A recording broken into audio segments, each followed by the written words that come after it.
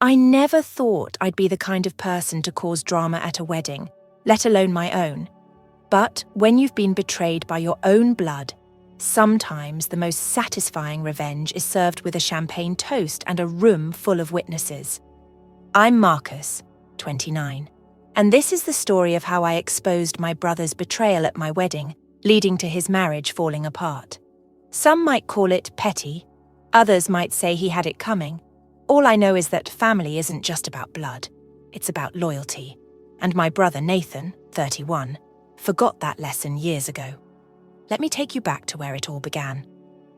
6 years ago, I met Isabella, now 30, through our mutual friend group. She was everything I thought I wanted: stunning, charismatic, and wickedly smart. The kind of woman who could command attention just by walking into a room.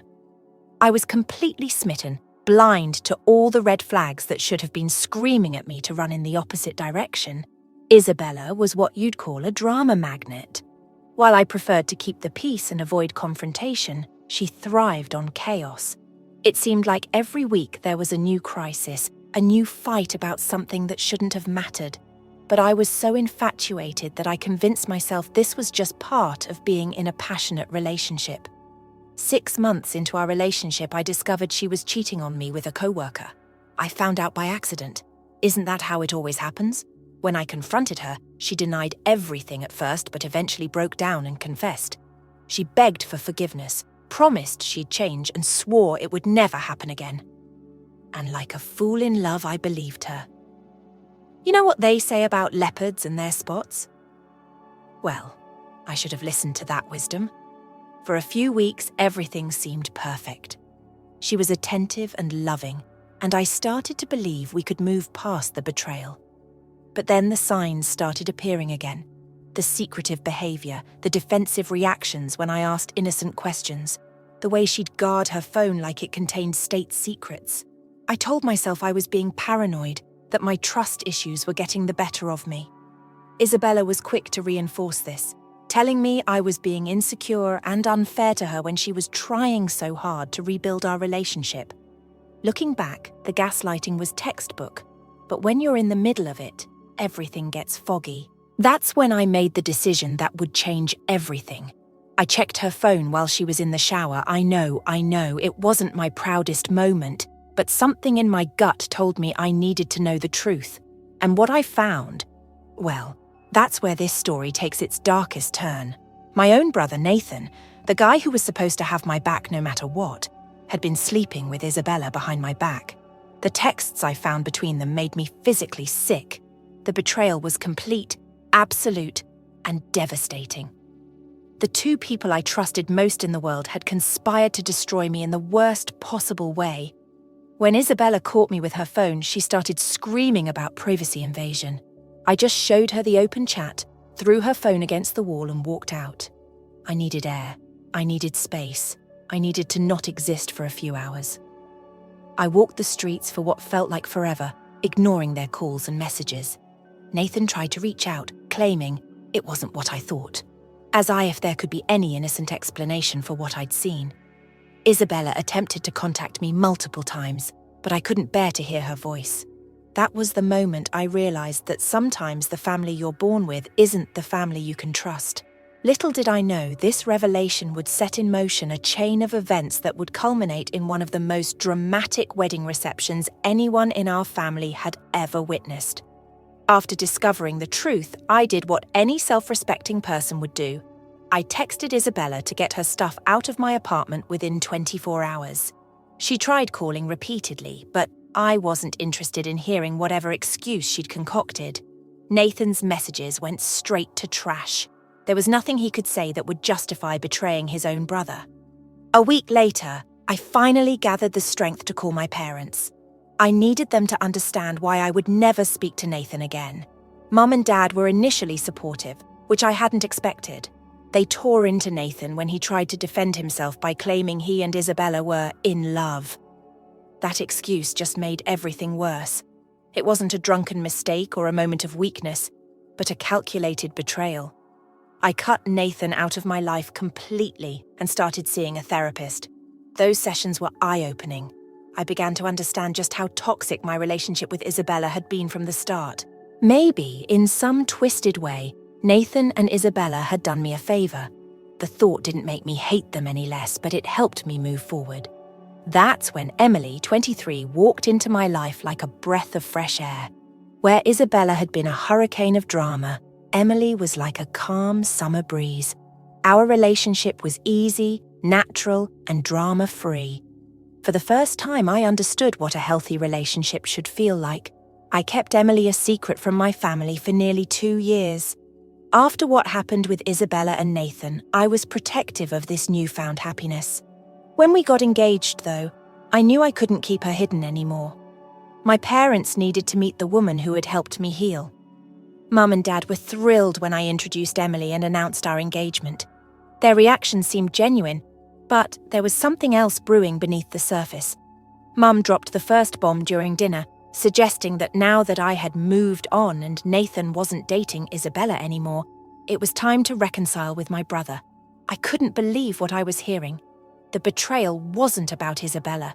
It was about trust, loyalty, and the sacred bond between brothers that Nathan had shattered. I tried explaining this to Mum as calmly as I could, but she wasn't having it. Family stands together no matter what, she insisted, her voice taking on that guilt-tripping tone I knew too well. You and Nathan are brothers. You need to put this behind you. I lost it. Funny how that family loyalty speech wasn't given to Nathan when he was sleeping with my girlfriend. I shot back. The tension in the room could have been cut with a knife. Dad, bless him, came to my rescue. He told Mum to drop it and respect my boundaries. She agreed, but I could see the wheels turning in her head. She wasn't done with this, not by a long shot. Over the next few months, Mum was involved in every aspect of our wedding planning. She worked alongside Emily's mother, helping with guest lists, decorations, and all the minute details that go into making a wedding perfect. Not once did she mention Nathan. She even apologized for pushing the reconciliation agenda, saying she finally understood the depth of Nathan's betrayal. I should have known it was too good to be true. I should have seen through her act. But I wanted to believe that she had finally accepted my decision to cut Nathan out of my life. I wanted to believe that my wedding day would be about Emily and me, not about family drama. How wrong I was. The day of my wedding started like a dream. Emily looked breathtaking, the venue was perfect, and everything was going according to plan. Then my best man, Jack, 29, came running to me with news that would set off a chain of events none of us could have predicted. My parents had arrived at the venue, with Nathan and his very pregnant wife in tow. When Jack told me Nathan was here, I felt like I'd been punched in the gut. My hands started shaking with rage. He explained that he'd already tried to handle the situation discreetly, asking them to leave, but my mother had shut him down completely. They quote re-family, she'd told Jack dismissively. Marcus will always choose his real brother over you. The irony of her statement made me want to laugh and scream at the same time. I called Dad immediately, demanding an explanation. His response made my blood boil even more. Son, we need to maintain appearances, he said, his voice maddeningly calm. We can't have people thinking there's bad blood between brothers. Just play along for a few hours, it won't kill you. Kill me. I was practically spitting the words. It's my wedding day, Dad, my wedding day. And you brought the one person I explicitly didn't want here. Stop being so dramatic, he replied. Just suck it up for one day. This is for the good of the family. Family. That word again. It was always about the family image, never about how I felt. I wanted to storm out there and physically throw them all out. But Jack had a better idea. A much more devastating idea. There quotes another way to handle this, he said, a glint in his eye. If they want to crash your wedding, let's give them a show they'll never forget. His plan was brilliant in its simplicity and absolutely brutal in its execution, but I hesitated. This was supposed to be a celebration of my love for Emily, not a stage for family drama. I needed to talk to her first. I found Emily in the bridal suite, already aware of the situation. She'd seen Nathan and his wife arrive. What do you want to do? She asked, her face full of concern. God, I love how she always puts my feelings first. I explained Jack's plan. Emily thought about it for a moment, then smiled. that fierce, supportive smile that made me fall in love with her. If this is what you need to do to finally put this to rest, I'm behind you 100%. They brought this on themselves by disrespecting your wishes on our wedding day. The ceremony went ahead as planned. Emily was radiant as she walked down the aisle, and for a few beautiful moments I forgot about Nathan's presence and my parents' betrayal. We said our vows, exchanged rings, and sealed our union with a kiss. But during the reception, I could feel the tension building. My mother kept shooting hopeful glances between Nathan and me, probably dreaming of some tearful reconciliation. Nathan's wife, I didn't even know her name, looked confused by the undercurrent of tension. She clearly didn't know the real story. As the toasts began, I watched my brother shift uncomfortably in his seat. He must have known he was vulnerable, that by coming here uninvited, he'd handed me the perfect opportunity for revenge. Yet he probably thought I wouldn't dare cause a scene at my own wedding. He didn't know me very well anymore. Jack started the toasts, giving a heartfelt speech about friendship and loyalty. Several other guests followed with their own messages of love and support for Emily and me. Then, just as the toasts were winding down, I stood up, champagne glass in hand. The moment had come to show everyone exactly what kind of man my brother really was. I quote D like to make one final toast, I said, my voice carrying across the suddenly quiet reception hall. To my brother, Nathan. The colour drained from my brother's face. Next to him, his pregnant wife looked puzzled, while my parents seemed frozen in terror. They knew what was coming. They had to have known the moment they decided to bring him here that this was a possibility. Nathan and I have been brothers for 31 years, I continued, my voice steady despite the adrenaline coursing through my veins. And though we've had our differences, particularly one massive betrayal, I actually want to thank him today. The confusion on his wife's face deepened. My mother started fidgeting with her napkin, and my father couldn't meet anyone's eyes. The rest of the guests were hanging on my every word, sensing the tension but not yet understanding its source. You see, if it weren't for Nathan's actions 6 years ago, I might never have met Emily. So in a way, brother, I owe you my happiness. I raised my glass slightly in his direction, watching him shrink in his seat. For those of you who don't know the story, and I can see by some confused faces that many of you don't, let me enlighten you. 6 years ago, I was in a relationship with a woman who wasn't right for me.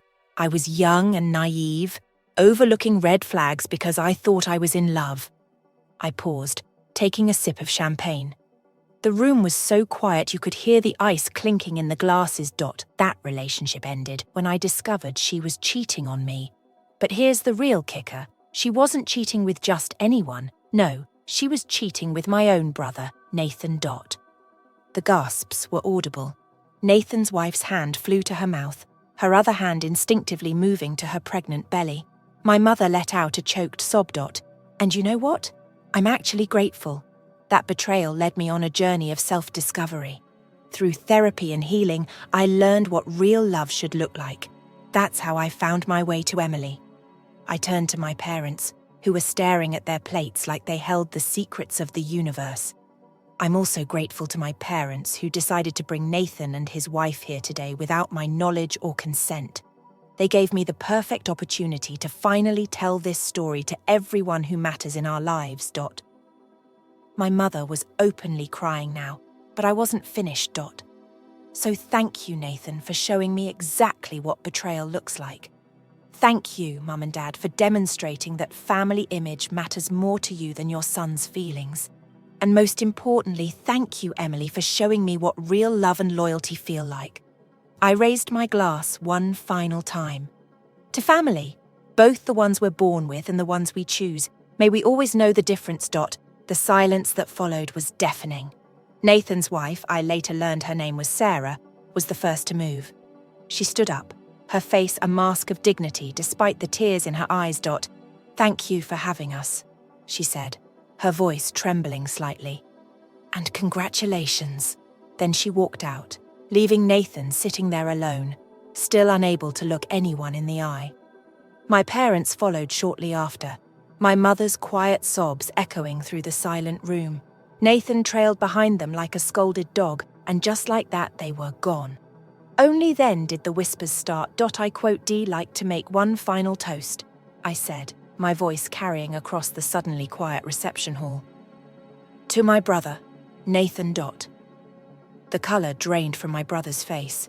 Next to him, his pregnant wife looked puzzled, while my parents seemed frozen in terror. They knew what was coming. They had to have known the moment they decided to bring him here that this was a possibility. "Nathan and I have been brothers for 31 years, I continued, my voice steady despite the adrenaline coursing through my veins. "And though we've had our differences, particularly one massive betrayal, I actually want to thank him today. The confusion on his wife's face deepened. My mother started fidgeting with her napkin, and my father couldn't meet anyone's eyes. The rest of the guests were hanging on my every word, sensing the tension but not yet understanding its source. You see, if it weren't for Nathan's actions 6 years ago, I might never have met Emily. So in a way, brother, I owe you my happiness." I raised my glass slightly in his direction, watching him shrink in his seat. For those of you who don't know the story, and I can see by some confused faces that many of you don't, let me enlighten you. 6 years ago, I was in a relationship with a woman who wasn't right for me. I was young and naive, overlooking red flags because I thought I was in love. I paused, taking a sip of champagne. The room was so quiet you could hear the ice clinking in the glasses. That relationship ended when I discovered she was cheating on me. But here's the real kicker. She wasn't cheating with just anyone. No, she was cheating with my own brother, Nathan. The gasps were audible. Nathan's wife's hand flew to her mouth, her other hand instinctively moving to her pregnant belly. My mother let out a choked sob. And you know what? I'm actually grateful. That betrayal led me on a journey of self-discovery. Through therapy and healing, I learned what real love should look like. That's how I found my way to Emily. I turned to my parents, who were staring at their plates like they held the secrets of the universe. I'm also grateful to my parents, who decided to bring Nathan and his wife here today without my knowledge or consent. They gave me the perfect opportunity to finally tell this story to everyone who matters in our lives. My mother was openly crying now. But I wasn't finished. So thank you, Nathan, for showing me exactly what betrayal looks like. Thank you, Mum and Dad, for demonstrating that family image matters more to you than your son's feelings. And most importantly, thank you, Emily, for showing me what real love and loyalty feel like. I raised my glass one final time. To family, both the ones we're born with and the ones we choose. May we always know the difference. The silence that followed was deafening. Nathan's wife, I later learned her name was Sarah, was the first to move. She stood up, her face a mask of dignity despite the tears in her eyes. "Thank you for having us," she said, her voice trembling slightly. "And congratulations." Then she walked out, leaving Nathan sitting there alone, still unable to look anyone in the eye. My parents followed shortly after, my mother's quiet sobs echoing through the silent room. Nathan trailed behind them like a scolded dog, and just like that, they were gone. Only then did the whispers start. The aftermath of my toast hit like a tsunami. Once my family left, the reception gradually returned to normal, but there was an undercurrent of shocked excitement in the air. Everyone loves wedding drama, after all, just usually not quite this explosive. Emily and I tried to enjoy the rest of our reception, and honestly, we mostly succeeded. My new wife is incredible that way. She has this ability to help me focus on what really matters. They brought this on themselves, she kept reminding me when she caught me looking worried. You just told the truth, but the real chaos began the next day. My mother, apparently having recovered from her public humiliation, launched an all-out assault on our phones. The messages started rolling in. "How dare you air our family's dirty laundry in public? You've destroyed our family's reputation. Your father hasn't been able to look anyone in the eye since the wedding." I ignored them all. Emily wanted to do the same, but my mother, being the persistent force of nature she is, wouldn't let that happen. When we blocked her number, she started creating new accounts on Instagram to message Emily. When we blocked those, she'd find new ways to reach out. It was like playing a twisted game of social media whack-a-mole. "You involved my daughter-in-law in this mess," she wrote to Emily. Now you both have to deal with the consequences. The irony of her accusing me of involving Emily when they were the ones harassing her wasn't lost on me. I was furious. This was supposed to be our honeymoon period, not a time for dealing with family drama. Emily tried to handle it gracefully, but I could see it was wearing her down. Just block her everywhere, I told Emily. She's my mother, but she's toxic. And you don't need to deal with this. Emily, sweet and understanding as always, just squeezed my hand. We're in this together, she said. For better or worse, remember? Then, about 2 weeks after the wedding, I got a call from an unknown number. I almost didn't answer it, thinking it might be my mother with yet another new number. But something made me pick up. It was Sarah, Nathan's wife. I'm sorry to call out of the blue, she said, her voice soft and hesitant. But I need to hear your side of the story. What Nathan told me, it was very different from what came out at the wedding. My heart sank.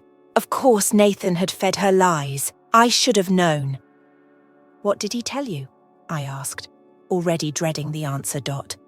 He said that Isabella was just a friend, but you had secret feelings for her.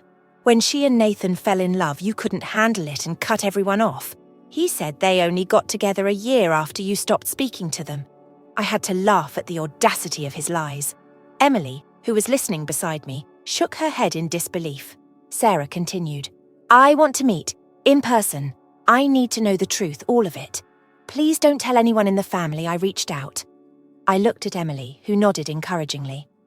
She deserves to know, she whispered. She's carrying his child. Sarah was right. This meeting needed to happen, but I knew it would open up a whole new chapter of drama that I'd been trying to avoid. Still, she deserved the truth.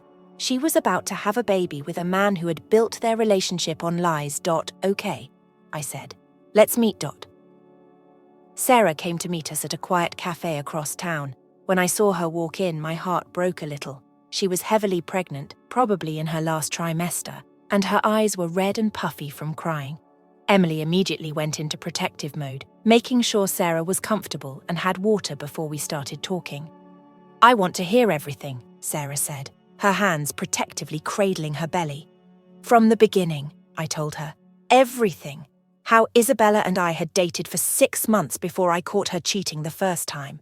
How I foolishly gave her another chance. How I discovered her texts with Nathan. I showed her old messages I'd saved from that time, proof that contradicted Nathan's version of events. What about your parents? She asked. They never mentioned any of this when I met them. I explained how they'd handled the situation, how they'd initially supported me but gradually shifted to pushing for reconciliation.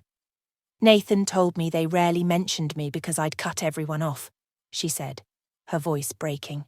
He said you were the problem, that you couldn't let go of the past. They mentioned me rarely because they were protecting him, I corrected her. They chose to preserve the family image rather than acknowledge what he did. Sarah wiped away tears. You know what hurts the most? It's not even the ancient history with Isabella. It's that he's been lying to me our entire relationship. We've been married for 2 years, and everything I thought I knew about his character was a lie. Emily reached across the table and squeezed her hand. You don't deserve any of this, especially not now, she said, glancing at Sarah's belly.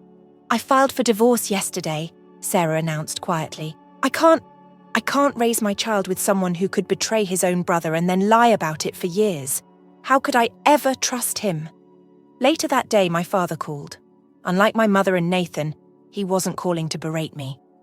Sarah's filed for divorce, he said, his voice heavy. Nathan's a mess. He might try to reach out to you. Let me guess. Mum blames me? I asked. Your mother. She's processing things in her own way, he replied diplomatically. But I want you to know, I understand why you did what you did at the wedding. We shouldn't have brought him there. We were wrong. It was the closest thing to an apology I was likely to get from either of my parents. In the weeks that followed, I heard through various family channels that Nathan wasn't handling the divorce well. Apparently, he truly loved Sarah, which made his lies to her even more incomprehensible. My mother had finally stopped harassing Emily, probably too busy trying to save Nathan's marriage to bother with us anymore. Sarah gave birth to a beautiful baby girl 2 months later. Emily and I have maintained contact with her, offering whatever support we can. She's stronger than anyone gave her credit for, building a new life for herself and her daughter free from lies and betrayal. As for Nathan, last I heard, he's still trying to win Sarah back, but she's standing firm. Sometimes karma takes its time, but it always arrives eventually. He betrayed me 6 years ago, thinking he'd get away with it. Instead, his lies finally caught up with him, costing him his marriage and his chance to be a real father to his daughter. Emily and I are moving forward with our lives, focusing on building our own family, one based on trust, honesty, and real loyalty. Sometimes the family you choose is more important than the one you're born into. It took losing my brother to find that truth. But I wouldn't change how things turned out because in the end, the truth always comes out.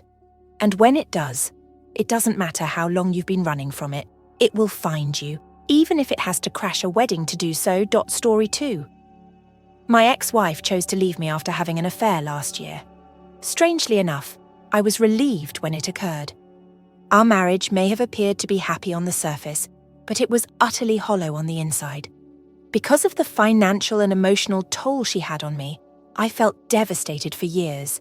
She frequently took substantial amounts of money out of my account, making it difficult for me to pay our payments. Every time I questioned her about it, she flipped the blame on me, saying that I wasn't making enough money. She never thought my efforts were good enough. She appeared annoyed or upset by anything I did. I would make an effort to schedule family outings or dates for us in the goal of spending time together. However, she never showed any interest. She would become agitated or complain, wanting to just sleep in bed.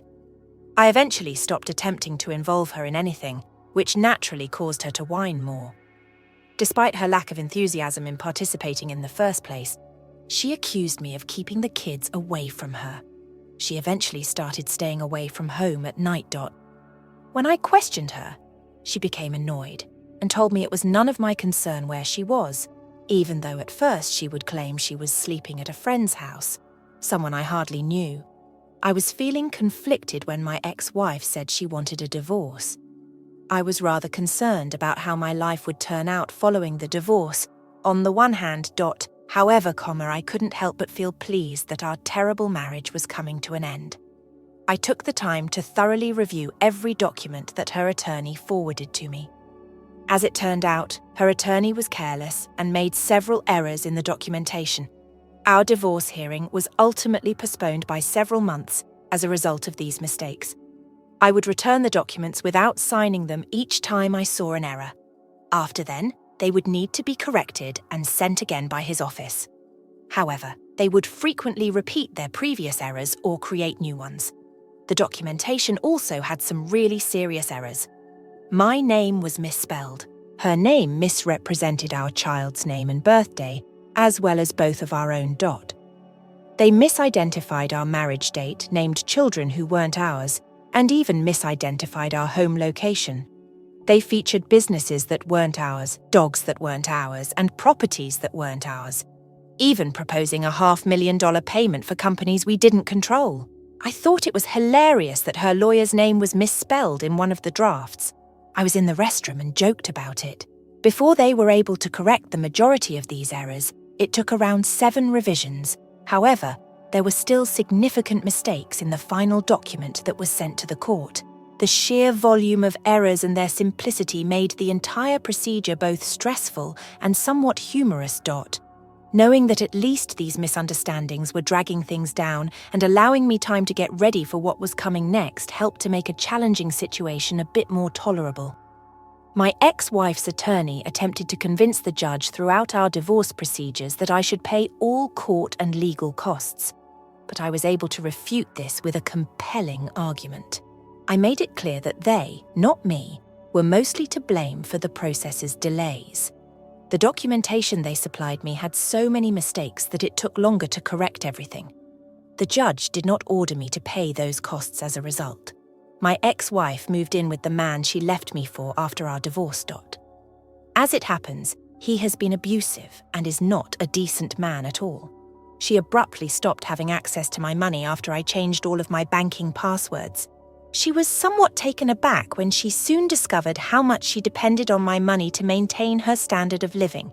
The situation was exacerbated by the fact that she had been handling the payments for the house where we were staying, even though it officially belonged to her uncle because she was not paying. The bank nearly took the house away.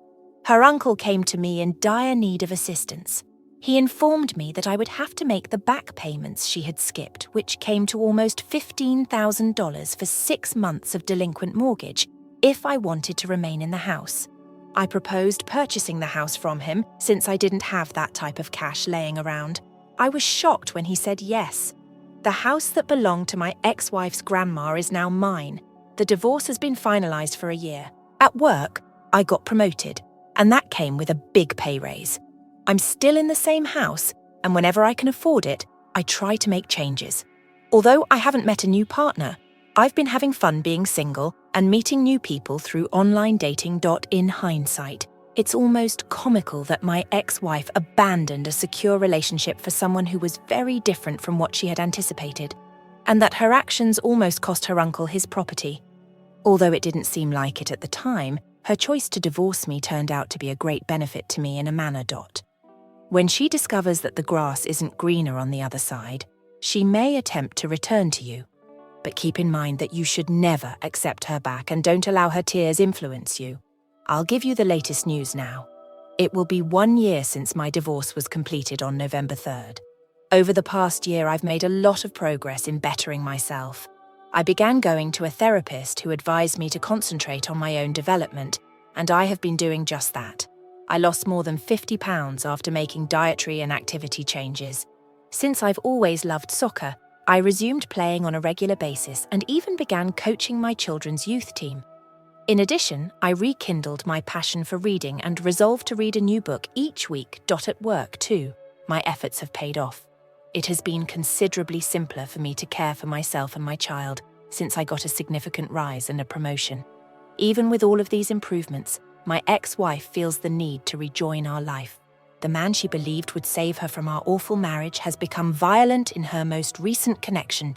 He has been violent, and she was hospitalized for one particularly bad episode. We had to call for an ambulance because our toddler was with her at the time. My ex-wife won't face charges or acknowledge what happened, even in light of the evidence. However, the tale is evident from the bruises. I was at a family gathering just last night. They asked me over, and I've always gotten along well with this side of the family. Although I was courteous to my ex-wife, I avoided talking to her and maintained a safe distance. Her family, however, seems to have persuaded her that we are still in love, which is completely untrue. I was not satisfied at all, even if my ex-wife could have been content with our marital status. In the latter 2 years of our relationship, I became so reclusive and inattentive that it seemed like I was only there to provide her with more money. In the last year of our marriage, she exploited me both financially and emotionally. She was having an affair with someone else. She would always deny everything and go to his apartment if I tried to discuss her affair with her. She accused me of not being supportive enough when I eventually caught her red-handed. In actuality, though, I was giving her every penny I made after covering our expenses. Due to financial constraints, I hadn't even purchased new shoes or clothes for myself in years. Then she unexpectedly showed up at one of the soccer matches. She asked me whether I was ready to move back in with her after the game.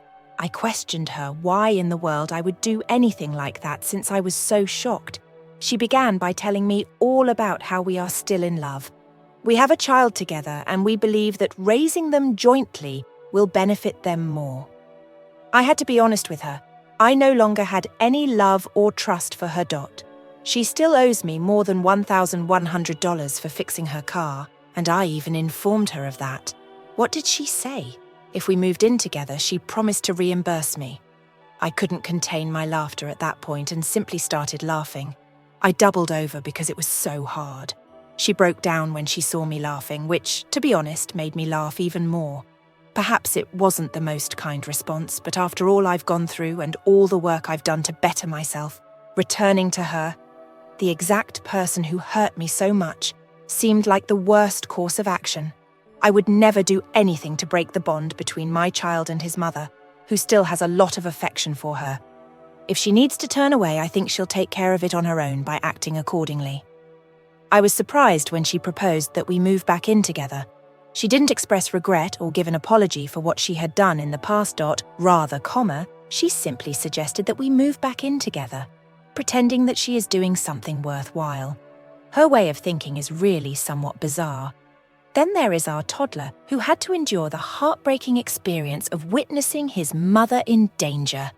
That has the potential to have a profound impact on him. In order to keep him out of such a dangerous situation, I believe it's critical to attempt to obtain full custody. Once more. Now, for my most recent news. I've met a very remarkable person. I hope we can all find our own forms of happiness, even though I know it will take time for everyone to recover from all of these occurrences. For me, the past year has been a roller coaster, regardless of the choices we make with our relationships. On November 3rd, I commemorated the first anniversary of my divorce. Since then, I've been dating and concentrating on improving myself via treatment. Admittedly, I've met some amazing ladies, but I've also met a couple who weren't a good fit for me. My ex-wife saw a Facebook post from my girlfriend just this Monday. Distribute. We had a great excursion together over the weekend and Cher had shared some pictures. We had a great day taking lots of interesting pictures, indulging in delectable cuisine and enjoying a few beverages. I genuinely enjoy sharing, but I'm not generally the kind to take photographs of my dates. I was so pleased to comply when she requested whether she may tag me in photos of our vacation. I was quite certain there would be some trouble if I shared those pictures. However, my ex-wife and her family's response to me was really strong. To complete the image, let me give you a little additional background.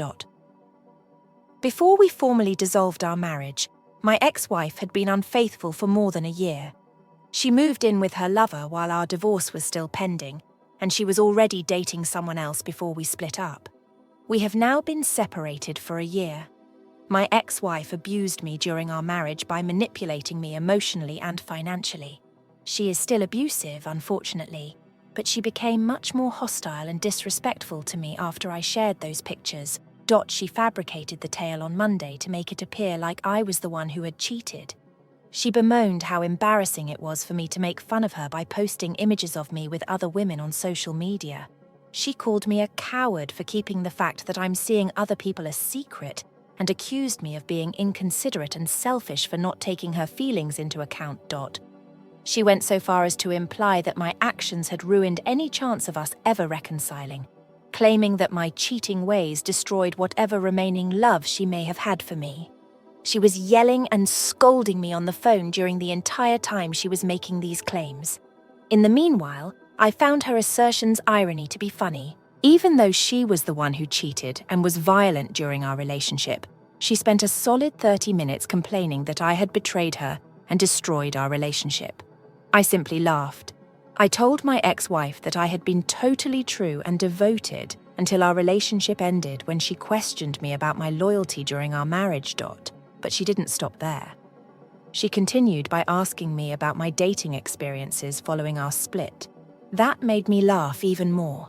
And because we are no longer together, I firmly informed her that she should not worry about my personal life. I told her she had no right to interfere in my affairs, just as I don't interfere in hers.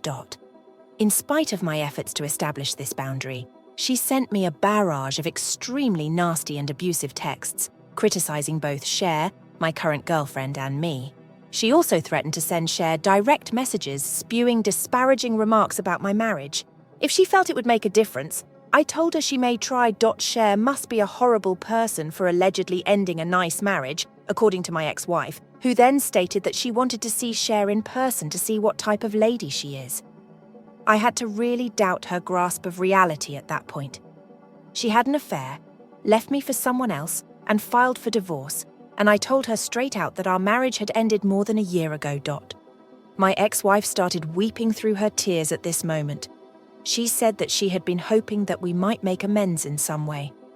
"It's unjust," she protested.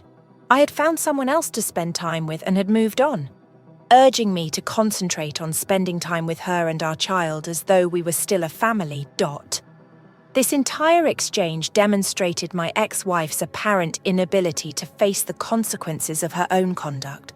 which ultimately led to the dissolution of our marriage, and how detached from reality she had become. Recently, my ex-wife told me that she is dissatisfied with her partner and that he doesn't treat her properly. To be honest, this discovery didn't surprise me because I had long suspected it.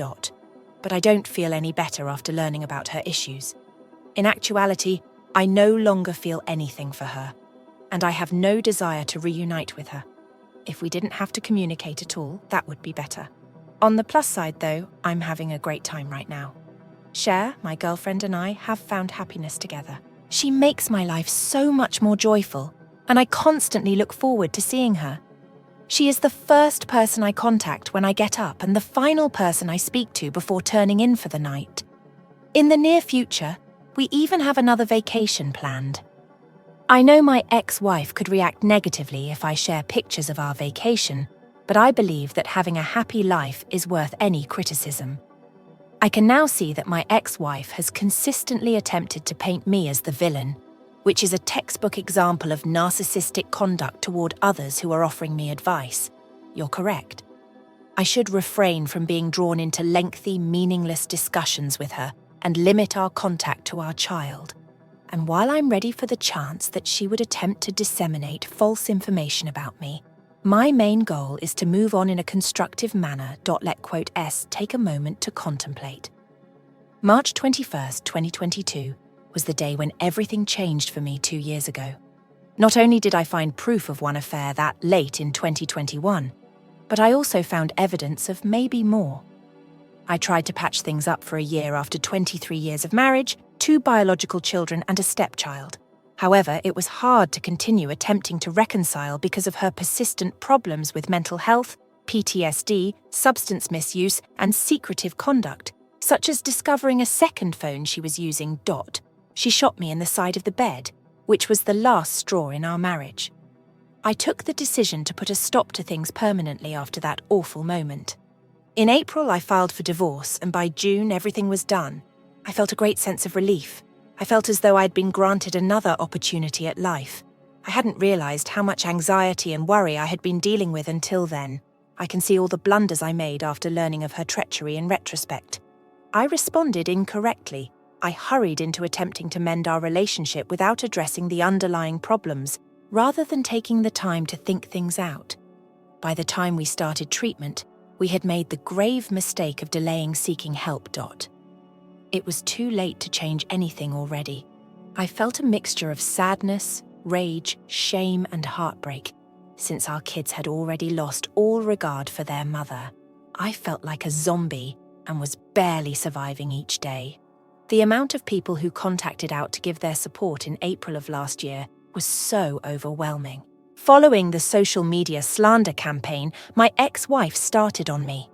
She accused me of everything, including rape, assault, and stealing a substantial sum of money. Naturally, she neatly omitted what she had done. In response, I posted a brief PSA claiming that none of the charges were accurate in order to clear my name. I hoped that others would be open to giving me the opportunity to establish my innocence. But I also understood if some individuals felt the need to keep their distance from me. I concentrated on bettering myself in the interim. I lost weight, going from 250 to 185 pounds. I also took on a new position that came with the promotion, which was a big professional step. I intended to use phone applications for casual dating in order to experience a summer of vengeance. A former high school friend contacted me at this period. She was going through a similar split after learning of her partner's infidelity and lived far away. We began communicating on a regular basis, giving empathy and support about 6 months after we ended up messaging one evening to catch up and share our experiences when I had to drive to Knoxville for work. As I spoke up how amazing the next 2 evenings would be, I had been looking forward to seeing some live music while I was there. However, my summer did not end up being as full with casual flings as I had jokingly envisioned, despite my original assumptions. Rather, a summer full of beach excursions, live music, and distillery tours took place. Because she really likes whiskey and just having a good time, which I hadn't done in years. As summer gave way to October, Our bond became stronger. We were able to spend Christmas together, Thanksgiving with her family, meet one another's families, and even travel to Las Vegas for a long weekend of the Super Bowl. We became closer as a result of all these encounters. I am now very content as I celebrate my 52nd birthday. Since she's moving in with me, this birthday seems very special and wonderful, unlike the previous two, which were really difficult. She is a nurse who found work in my city in the south rather fast. She has made the decision to maintain her home and allow her daughter to rent it out. What if a buddy were in my shoes? I could have warned them that it's too soon and too much. However, it seems like the appropriate thing to do for us. We're not in a rush to get married or do anything similar. We're just two individuals that are fed up with juggling our schedules and losing time with one another. To find out if our relationship is as solid as we think it is, we are moving in together. Many individuals discuss karma or exacting revenge on their ex-partners on this site. In my situation, my ex continues to text me when intoxicated and frequently expresses her desire for us to be together. They're apologizing and accusing me of being the reason behind our separation. She apologizes half the time, but she still believes that I am to blame for everything else. In actuality, though, I'm happy now that she's gone. In addition to meeting someone amazing, I'm less stressed. She is incredible, much more than I ever thought I'd be with. She's also quite interested in me, despite my occasional concerns that it could be too wonderful to be true. Therefore, I believe that simply by leading a good life, I have already received the best kind of retribution. I want to tell everyone that even if the things that occurred to you due of your relationship or marriage were terrible, you can still go on and find happiness. Sometimes people are unaware of their blessings until they are gone. However, you may discover that you're better off once you've crossed over. I told you my tale to encourage you to persevere through difficult times. A new beginning is always possible. Never forget to prioritize yourself and believe in your capacity to bounce back and prosper. It is possible for things to go better. I proved that it's feasible at any age by starting a new one at the age of 50. That concludes the status report for today. Remember to like and subscribe if you're following along so you don't miss any more stories. Till the next occasion. Farewell. Story 3. After 6 years, my family wants to get back in touch. Alright, so please be patient with me while I explain this lengthy narrative in English, which is not my native language. Here I'm using fictitious names. I'm Mike, and I'm 45 years old. Sarah, my 45-year-old high school sweetheart, was my wife. Together, we have 4 daughters. Jane is 24 years old, Tori is 22 years old, Brianna is 21 years old, and Claire, who is 18. I was barely 14 years old when I first met Sarah. We immediately began dating. Sarah was adored by my parents from the start. They treated her like a member of the family, and she became like the daughter they never had. My father sat me down and gave me dating advice, I recall. Always have good communication with each other and think before you make any big decisions, he would advise. I made an effort to heed the wise counsel. Sarah and I dated throughout high school and beyond, and we remained together for 7 years. Then one day, we learned that she was expecting Jane, our first daughter. Happiness was erupting in both of us. Soon after learning of the pregnancy, we made the decision to be married, and we have since started a lovely family. Nevertheless, amid all of this joy, there remained a significant issue. Jack, my younger brother, is currently 43 years old. Even during our high school years, Jack had a constant infatuation on Sarah. There was some friction between us because of this infatuation of his. I loved my brother, but I also loved Sarah, and I didn't want anything to get in the way of our relationship, so it was incredibly difficult for me. Since Jack was my brother and Sarah had repeatedly informed me that she had no feelings for him, I made an effort to ignore it. However, rather than being pleased for us, Jack's reaction when he learned that Sarah and I were engaged was incredibly negative. He attempted to get Sarah to leave me for him after confessing his love for her. Being the amazing person that she is, Sarah filled me in on everything. She made it obvious that she had no interest in Jack and didn't keep anything from me. When I discovered what Jack had done, she wanted to be with me because she loved me. I was enraged. I was wounded and felt deceived. I was prepared to face him, and if necessary, to fight him. I didn't want my happiness with Sarah to be ruined by him. I also couldn't trust Jack anymore, and I was prepared to shut him out of my life entirely. Sarah, the mediator, cautioned me against acting hastily. She didn't want Jack's behaviour to tear our family apart. I tried to put it behind me after listening to Sarah. I wanted to do what was best for our family, even if it was incredibly difficult. Sarah and I concentrated on raising our girls and creating a life together throughout the years. Despite all of the difficulties we encountered, we never wavered and helped one another out. Sarah and my parents, my 68-year-old dad and my 66-year-old mum, had to persuade me to keep my brother Jack in my life. Like any other couple, Sarah and I had a wonderful marriage. Even though we had our ups and downs, I wouldn't alter a thing. We were a devoted couple who cherished each other and our kids beyond anything else. After the event, I felt that Jack had moved past his crush on Sarah and our friendship improved. However, I was mistaken. Jack still harboured feelings for Sarah and intended to end our relationship. More than 6 years ago, one day. After a week gone due to work, I returned home. My wife, brother and children were all in the living room when I arrived. My girls and Sarah were sobbing and they screamed at me when they saw me. "How could you do this to me?" Sarah questioned, glancing at me. Perplexed, I inquired as to her meaning. "Cheating," she claimed. I was surprised. I had never cheated on her in our 25 years of dating. When I questioned her about why she believed I had strayed, she gave me some messages and images that purportedly demonstrated my affair with a co-worker. I questioned her about the source of this knowledge. My brother Jack immediately jumped in and said that this buddy and co-worker had confessed to him and provided him with the evidence. I broke down in tears and pleaded with Sarah to believe me. She did not trust me when I informed her that Jack was solely to blame for this. She threw me out of the home after giving me a facial smack. I was devastated and unsure of what to do before I went. It seemed unbelievable to me that Jack would go to such lengths to attempt to destroy my family. Despite having to leave, I was committed to proving my innocence and reuniting with my family. Tori and Jane called me a variety of derogatory names. The statement, "You are a disgrace to our family," was the one that wounded the most. I spent a lot of time trying to convince the girls and Sarah that things were reasonable. Unfortunately, it was all in vain since I wanted them to know that I would never cheat on them. My father claimed that if I were a true man, I would have a simple and speedy divorce before the year ended, and my parents shunned me. My girls stopped wanting to see me when Sarah and I eventually got divorced. Sarah and Jack were married in the start of 2017. I received a message from my daughter expressing that they detested me and didn't want to interact with me. They said that a new father figure had entered their lives.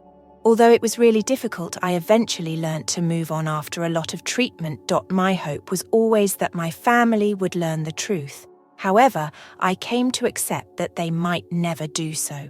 I didn't communicate with any of my family members for 5 years. Then I got a call from an unidentified number a few days ago. "Hello," I said when I picked up. "Who is this?" And on the opposite side, I heard tears. It was my mother.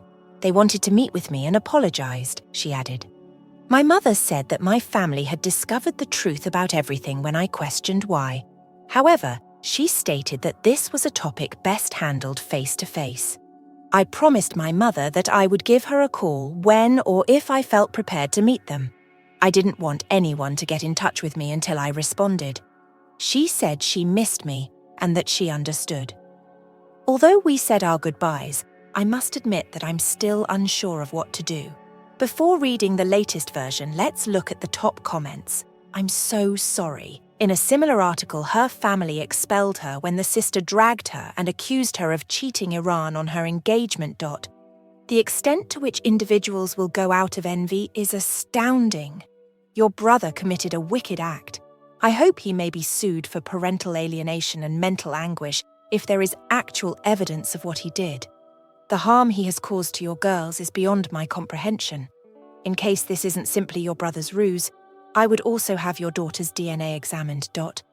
How terrible this entire experience must have been for you is beyond me. Your ability to remain composed in the face of all of this speaks volumes about your character No matter how minor a victory I achieve, my dishonest brother simply won't let me be pleased. However, he hasn't yet done me something this significant. I have no doubt that you will make a well-informed decision. The unfortunate thing is that my brother was never this way. Knowing that he had planned against me, I genuinely thought he was pleased for me and had moved on. It still aches this way. I concur with the others. Only agree to meet with them if they will be interrupting your brother. I apologize for framing you in this way. To do this to a family member, one needs a certain amount of malice and envy. It should be totally up to you whether or not you choose to meet with them. In any event, I hope you can move past this and find some sort of closure. Whoa. I doubt I would return if it were up to me. A family is not what I would pick. I wasn't picked by them. Furthermore, I wouldn't even want to touch my spouse if he married my sister. She clearly knew he was crushing on her, but she still decided to believe him rather than you. Which just goes to show how little she loved and trusted you to simply toss it away like that and not even get married outside the family. However, the first brother in the family attempted to convince her to leave before the wedding. Is she a moron? It can't be that innocent, can it? I'm sorry that you're experiencing this. I'm waiting for some news and wish you well. Now, for the latest information. A correction has been requested by a few individuals, so here it is. I rang the door when I got to my parents' house on Saturday morning and my mother answered. She began to weep and gave me a hug. I felt a little uncomfortable. I shook hands with my dad and climbed in. My mother began attempting to strike up a conversation. She inquired about my well-being. She went on to say that I had dropped weight and looked much better. I answered, "You forget to eat when you're feeling down." Then I inquired as to how they learned. "I didn't plan all this so that I would take your shit," my mother responded, referring to Jack's drunken altercation with Sarah. Then Sarah had him tell the truth. Sarah. My mum suggested it would be best if she reached out to me alone, even if my daughters wanted to get in touch. I burst out laughing. I was questioned, "What's so funny?" by my quite irate father. It all blew out when I mentioned that my brother had likely tried to keep me and Sarah apart for years. I just needed to be quiet so he could carry on with his lovely life. After my brother tried to get Sarah to flee with him, I asked my parents whether they could see their life without trying to persuade Sarah to forgive him. My father broke down in tears. My elderly guy was sobbing for the first time in my 45 years of existence. He began to express regret, stating that while he was a terrible parent, he, my mum, Sarah, and my girls were all remorseful. I informed them that although I would want to make amends, it would take time since I couldn't bring myself to weep. I agreed when my mother asked if she could authorize Sarah to get in touch with me. They wanted to know how I was doing, so he asked me additional questions about my life. All in all, it exceeded my expectations. Sarah messaged me the next day to ask if she might give me a call. A few hours later, I responded that she couldn't ET. She phoned me even 5 minutes later. She inquired about my well-being. It might be worse, I assured her, considering the situation. She told me that she and her girls weren't doing well when I inquired how they were, following my brother's admission, Sarah. After feeling guilty, my daughters expelled my brother. I respond to certain inquiries. Why did she wed Jack so soon? Why didn't she believe me too? She broke down in tears. She said that my brother had been her pillar of support both before and after our divorce. According to Sarah, they finally began dating and were married as a result, and hearing this startled me. She became pregnant. It surprised me when I heard it. She repeated it when I asked her to. I needed time, I informed her. I didn't want her to have unrealistic expectations, so I cautioned that the likelihood of us reconciling is slim. She said she understood, but she started crying a little more. "I love you," was how she concluded the chat. I just bid them farewell. My mother served as a conduit for communication between my girls and me. We met yesterday after she suggested a park after I messaged her about wanting to meet my girls in a public setting. My girls were already there when I arrived. Jane, my 24-year-old, leaped on me before I could even understand that I was seeing them for the first time in almost 5 years. She started apologizing and pleading with me while weeping. Do not despise them. For a few minutes, we held each other tightly. She didn't appear to want me to go. My 18-year-old Claire had to remove Jane from me in order to visit my 22-year-old, who inquired about my well-being. I stared at her for a moment. Her growth over the past few years still caught me off guard. The last 6 years, however, also seemed to rush across my eyes. After the divorce, I spent some time thinking about the good old days and pondering if life was still worth living while looking at photos of Sarah, the daughters, and myself together. I informed Tori that I had gotten a cat after a little pause. I told her that he was my best buddy and a wonderful cat, and that I wouldn't be here talking to her if it weren't for him, as soon as I finished speaking. My daughters all burst into tears. Even though I was sobbing inside as I stared at them, I managed to keep my composure. They all apologized for not believing me and pleaded with me to pardon them. I assured them that although I loved them unconditionally, I would need time to fully forgive them and that they would need to express their regret to me via their deeds rather than their words. Jane had a ring on, and I saw it. I questioned her about it. She informed me that 2 years ago she and her longtime partner were married. Now that I knew I had missed my daughter's wedding, I was on the verge of crying. She answered in a low voice, "Yes," when I inquired if she had walked down the aisle. I started weeping uncontrollably because I simply couldn't handle it any longer. I had to acknowledge that a hole had stolen me of all I valued. Walking my daughter down the aisle was one of the things I longed for the most. I was sobbing and looking awful, and I could see Jane was also depressed. I assured her that I wouldn't worry about it and that I would go on. She simply gave me another wordless embrace. We remained in that state for a considerable amount of time. Jane expressed her regret once again when we ended the embrace. My girls agreed when I said that I needed a few days, but I would really like to have family therapy with them. It was nice to have a casual talk with my girls as we catch up on one another's lives. I got their phone numbers from them. I gave each and every one of them a long, firm embrace as we said our goodbyes. I want to begin the third post by expressing my gratitude to everyone for their support. I've been receiving messages from a user, and his advice on my predicament has been really beneficial. I told him that Jack was somewhat always competitive and that our parents always complimented him for his grades. This guy viewed Sarah and my girls as trophies and thought my brother may be a narcissist. Last Saturday, my girls and I went to therapy. I entered first and told the therapist that I was worried that Jack was a narcissist. She informed me that although it was not definite, my worries may be valid. Although a little emotional, my therapy session was beneficial. I began by describing how I felt throughout this entire period, how many nights I sobbed, how I missed Sarah and the children, how I experienced nightmares, and how difficult it was for me. Although my girls did speak, it was difficult to grasp what they were saying. They sobbed the entire time, and as time passed, their tears became more intense till I had to reassure them that I wasn't angry with them. The session came to a conclusion, and although I'm not sure what will happen, we will go to our second session on Friday. I'm optimistic that I can mend my friendship with my girlfriends. On Tuesday, I also had supper with my girls. They brought a copy of our photos, and they got to meet my cat. It went well. It was a good present. While on a work trip, she added, "Tell my wife." I didn't think she would do this. My wife, who is 39, and I, who are 43, have been married for 6 years and have been together for 11. Our child is a toddler. 5 days ago, I found out about a month-long affair between my wife and a co-worker. 2 weeks before, on a work trip, they had spent time in her hotel room, which included a lot of kissing. I found out about this through a Facebook message from the mother of the affair partner's wife, the affair partner's mother-in-law, who sent me 15 screenshots of their Instagram conversation from that work trip. The screenshots included comments between the two of them recalling their chair time, as well as numerous kissy face emojis and other flirtatious banter.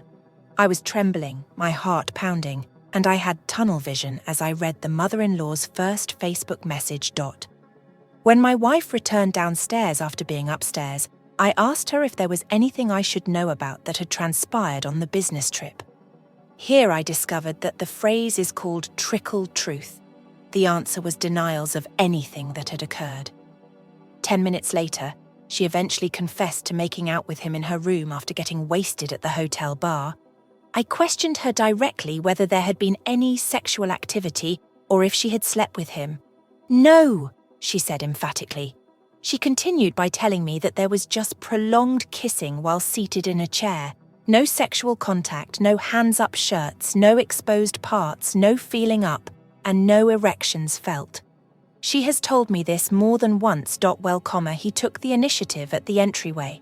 They then approached the chair.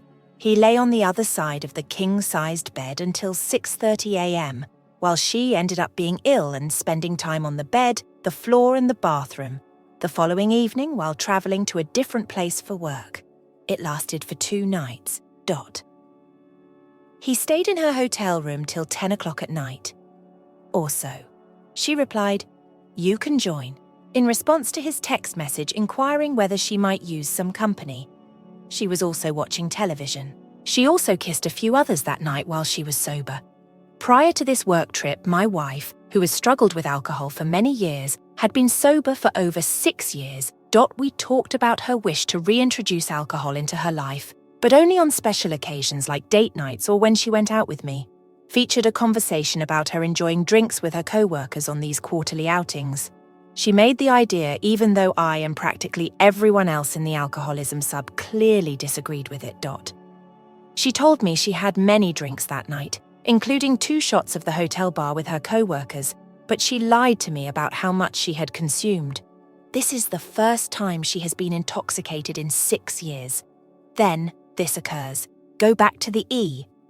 According to what I've been informed, the flirting, teasing and other activities have been occurring since early October. I questioned my wife about her actions. If, as she claims, our marriage is strong, which it is. Together we had a child. We have a nice home life and don't really dispute about anything. Since she gave birth to her kid 2 years ago, our closeness has decreased. The bedroom isn't dead though. She told me that it was the thrill, the novelty and the sense of being wanted, in addition to his being a fantastic co-worker, after she had had some time to consider what she had done. Following more in-depth conversations about this school of thought, she said that it probably wouldn't have ever became sexual. I had repeatedly inquired as to how far this would have progressed had neither the AP spouse nor I been aware of this. She came to the conclusion that she liked it since it made him crunch out of his skin, as she puts it, thus giving her some satisfaction over being wanted and desirable, which would probably never be satisfied by a physical relationship. She kept telling me that it just happened and that she had no romantic or personal feelings for this guy. She acknowledged that it was incorrect and self-centered. I told her that the betrayal and the secrecy were the things that wounded me the most. Her problematic connection with drinking caused me to lose sleep and experience a great deal of worry when she left on her work trip. I had no idea that it was the least of my concerns. I received a text the next morning that said, "Baby, so you just have to trust me." I never thought she would do this though, when I asked her how much she had consumed the night before. I found out that this isn't the first time the affair partner has done this to his wife. She did look at his Instagram conversations on a different device over their 7 years of marriage. She had a feeling something might happen while he was away on his work trip, so she actually saw the combinations happen live. I've communicated with her via text, and she has a really kind but wounded lady who is probably going to get a divorce. But it's clear that he doesn't give a damn about the harm he does her or the harm he has let to happen to others.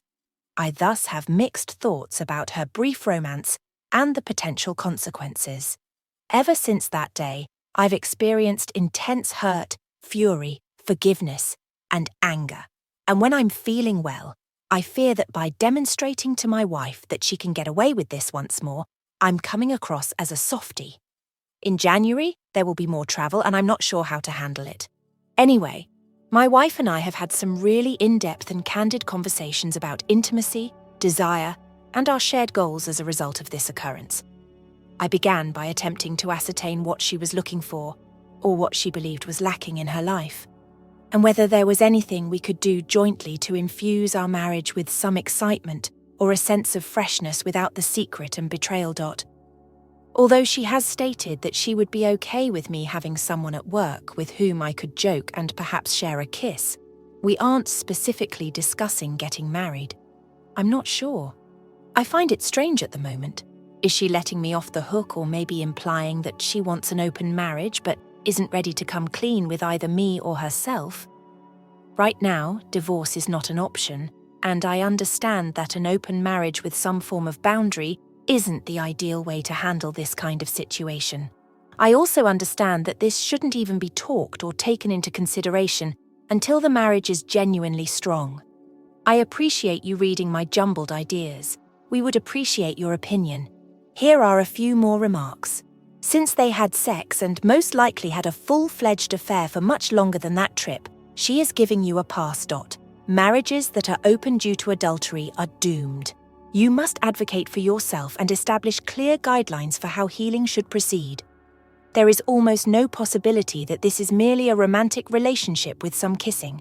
Don't fool yourself. Even when you're on a business trip, you can't have a month-long romance as adults and not sleep together. Her being ill is just as plausible as other cheats claiming that they recognized what was happening just before they had sex, that the guy couldn't get it up, etc. She's sugarcoating the reality and giving you only the most basic information. You're clearly simply too involved to see it. That's most likely the reason she's advocating for an open relationship. She most likely feels bad and believes that this will make her betrayal less severe. Staying together makes leaving easier. Keep things closed. It's almost as awful as saving the marriage by having a child. You will gain more self-confidence, of course, but the issue was never about other ladies. It's her. 10 minutes later, she eventually confessed to making out with him in her room after getting wasted at the hotel bar. I questioned her directly whether there had been any sexual activity or if she had slept with him. The answer was emphatically no. She continued by telling me that there was just prolonged kissing while seated in a chair. No sexual contact, no hands-up shirts, no exposed parts, no feeling up and no erections felt. According to his supervisor, teenagers kiss adults screw, especially when the serial cheater has had several affairs with the relationship, and he will be content with just kissing. Very unlikely. I would wager actual money. There is still a trickle of truth. Although we aren't discussing getting married right now, she has stated that she would be okay with me having someone at work. I could joke around and maybe even share a kiss. I'm not sure. I find it strange at the moment. Is she letting me off the hook, or maybe implying that she wants an open marriage but isn't ready to come clean with either me or herself? She is expressing her hope that you would accept her offer to absolve her of her guilt for having previously done so. It also gives me further proof that they had sex. To determine how frequently they spoke and texted, look through your cell phone logs. You will not get material, but such records cannot be erased or falsified. If it's not far higher than she's acknowledging, I'd be shocked. The third story. Does my refusal to assist my wife's relatives make me a jerk? I am 34 years old and married to my wife Jessica, 33. Together we have 2 kids, Robin, who is 7 years old, and Theo, who is 5 years old. I had no family when I was a child. My biological mother would occasionally take me back, but she would always lose custody or place me back. So I was a foster child who was moved about a lot. When she gave up trying at last. Most people who wanted newborns or very little children didn't want me because I was 11 years old. Without getting adopted or finding a home, I grew out of the system. I had thought that Jessica's family would embrace me when we first met, but that was not the case. But I didn't figure it out for years. They despise me. They don't make it very clear, but I can tell by the way they treat me differently than they do the other sons and daughters-in-law. For example, asking them about their plans for Christmas while claiming that they didn't expect us to do anything else because I don't have a family, or inquiring about their jobs and advancements, but never me, and then seeming very surprised. Jessica and I both brought up my promotion. Michelle once told foster kid who had received a college scholarship, and the story made the local papers. The entire family's response was, "Wow, it's so surprising that a foster child made it to college." Jessica also said that I attended college. I overheard 2 of her siblings whispering something about Jessica in that narrative, and they appeared a bit uneasy. They probably think she lied about where we met then. They don't try to celebrate my birthday. They assume I don't spend time with my children. They believe that whatever I try to achieve is for Jessica, and when I claim it's not, don't believe me. But because I'm good at such things, they always want me to help with household maintenance or putting things together. At least twice, I have assisted Jessica's parents and all of her siblings. With the aid of therapy, I came to the realization that they didn't like me at all and appeared to devalue me because I was a foster child. I didn't do that for them, I did it for Jessica.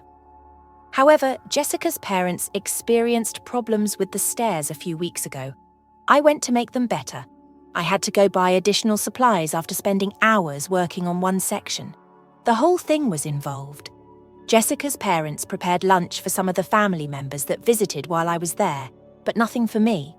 They said they didn't believe I would want to eat when I inquired if there was any for me. After putting in hours of hard labor without eating in between. They didn't think that, I informed them. After I put in all that effort for them, they just didn't want to be courteous and offer me lunch. Jessica's mum and siblings called me out. Jessica and a few of the sibling spouses supported me, but I was reprimanded for failing to assist one of Jessica's sisters in repairing a bookcase and for declaring that I would never again assist any of them. Family helps family, they claimed. When they ever treat me like family, I ask them, am I the jerk?